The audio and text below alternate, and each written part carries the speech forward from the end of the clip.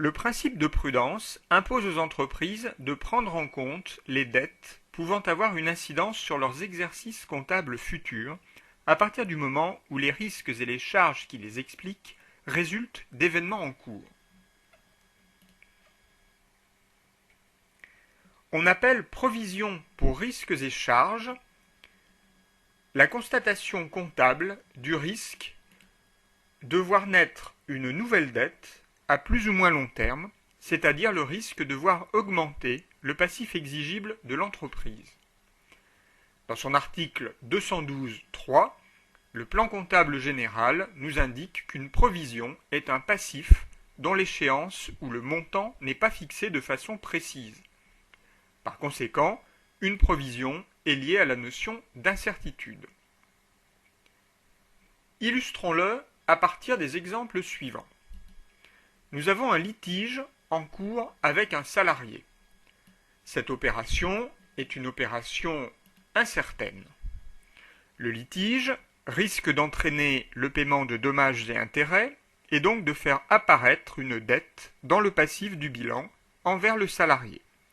Par conséquent, cet événement fera l'objet de l'enregistrement d'une provision pour risques et charges.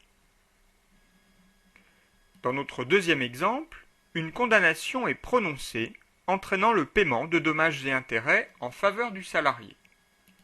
Cette fois-ci, l'opération est certaine. Le montant des dommages et intérêts s'enregistrera en charge dans le compte 6712, pénalités, amendes fiscales et pénales.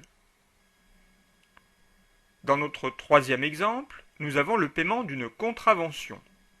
Il s'agit là encore d'une opération certaine. Le montant de cette contravention s'enregistrera également dans le compte 6712, pénalités, amendes fiscales et pénales. Si nous avons affaire à une infraction de quatrième classe non jugée, l'opération est encore incertaine puisqu'on ne connaît pas encore l'issue du procès. L'entreprise risque d'avoir à payer cette contravention.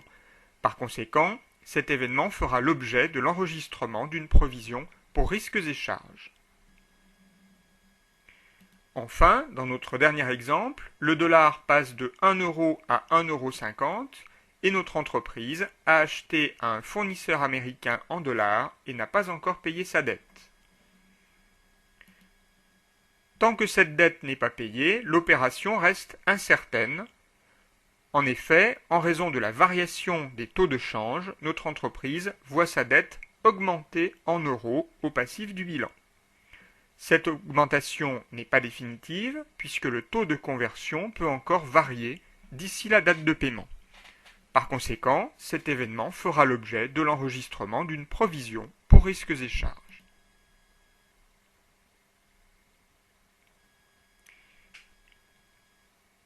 L'enregistrement d'une provision pour risques et charges doit intervenir quand à la clôture de l'exercice, les deux conditions suivantes seront réunies. Tout d'abord, il doit exister une obligation à l'égard d'un tiers. Enfin, une forte probabilité qu'une sortie de trésorerie interviendra au bénéfice de ce tiers sans contrepartie équivalente attendue. En raison du caractère incertain propre aux provisions, les montants devront être justifiés par des calculs fiables, précis et individualisés. Les provisions doivent obligatoirement être enregistrées en comptabilité, que l'entreprise soit bénéficiaire ou déficitaire.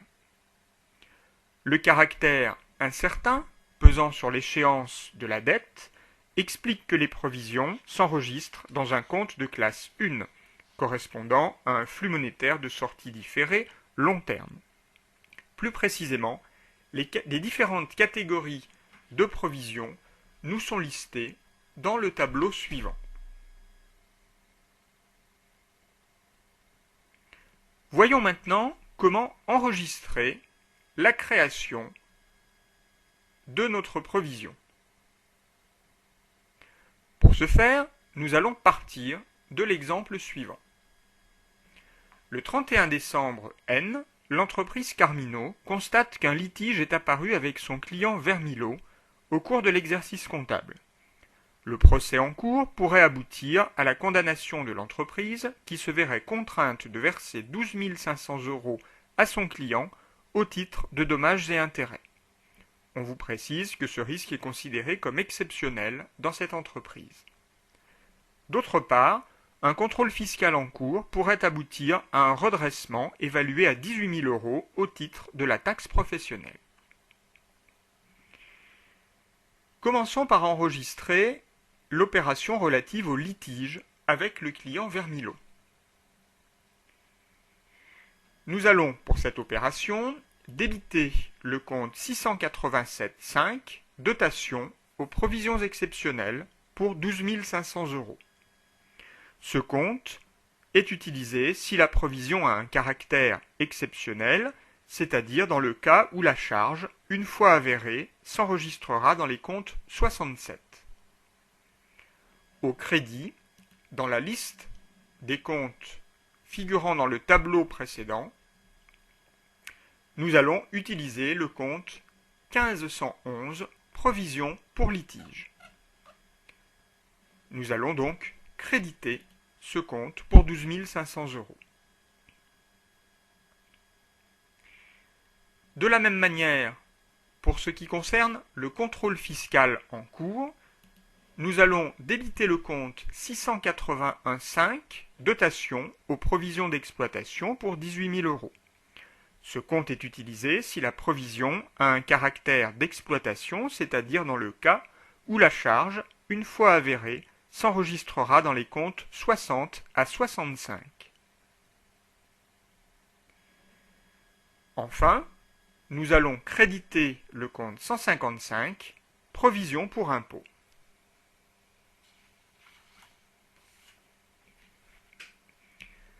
À la fin de l'exercice suivant, nous allons devoir ajuster la provision.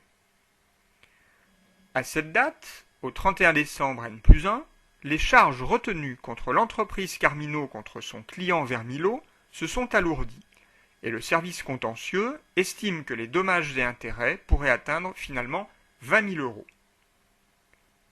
c'est-à-dire 7 500 € de plus que la provision constituée l'année précédente. En revanche, la pénalité fiscale envisagée suite au contrôle fiscal pourrait se limiter à 5 000 €, c'est-à-dire finalement 13 000 € de moins que la provision enregistrée à l'inventaire précédent. Ajustons donc nos deux provisions. Concernant le client Vermilo, nous allons devoir enregistrer une augmentation du risque. Par conséquent, nous allons enregistrer un complément de provision sur le même modèle que l'écriture enregistrée le 31 décembre N. Ce complément de provision s'élève à 7 500 €.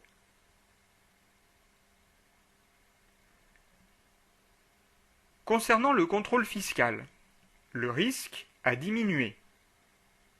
Nous allons donc annuler une partie de la provision enregistrée précédemment en débitant le compte 155 provision pour impôt et en créditant le compte 781,5 reprise sur provision d'exploitation puisque la dotation avait été enregistrée dans un compte d'exploitation. Enfin, arrive le moment où nos provisions devront être soldées. Nous partirons de l'exemple suivant. Le 15 mars N+2, le jugement prononcé contre l'entreprise Carmino aboutit au paiement d'une amende de 18 000 €. Et le 25 avril N+2, le contrôle fiscal aboutit quant à lui à un redressement d'un montant de 6 000 €. Nous allons donc dans un premier temps nous occuper du jugement prononcé contre l'entreprise Carmino dans l'affaire relative à son client Vermilo, et nous allons donc solder la provision en annulant la partie de celle-ci qui n'avait pas encore été reprise. En l'occurrence, sur les 20 000 € de provision enregistrées précédemment, rien n'avait été annulé, nous enregistrons donc 20 000 € au débit du compte 1511 et au crédit du compte 787,5. Nous enregistrons ensuite le paiement de l'amende de 18 000 €. Nous constatons cette amende au débit du compte 6712 pénalités et amendes fiscales et pénales. Nous avons bien affaire ici à un compte de charges exceptionnelles. Et au crédit du compte 512 banques pour constater le flux monétaire de sortie comptant. Le 25 avril, nous procédons de la même manière pour la provision relative au contrôle fiscal.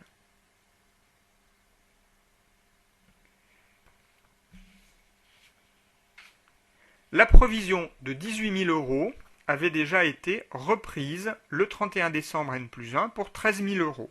Il ne nous reste donc plus qu'à annuler 5 000 € en comptabilité, sur le même modèle. Nous débitons donc le compte 155 et créditons le compte 781,5. Enfin, nous enregistrons la taxe professionnelle due en débitant le compte 63 511 et en créditant le compte 512 banques. Nous utilisons bien ici un compte de charges d'exploitation, raison pour laquelle nous avions enregistré notre provision dans un compte de charges d'exploitation et nous l'avons annulé dans un compte de produits d'exploitation.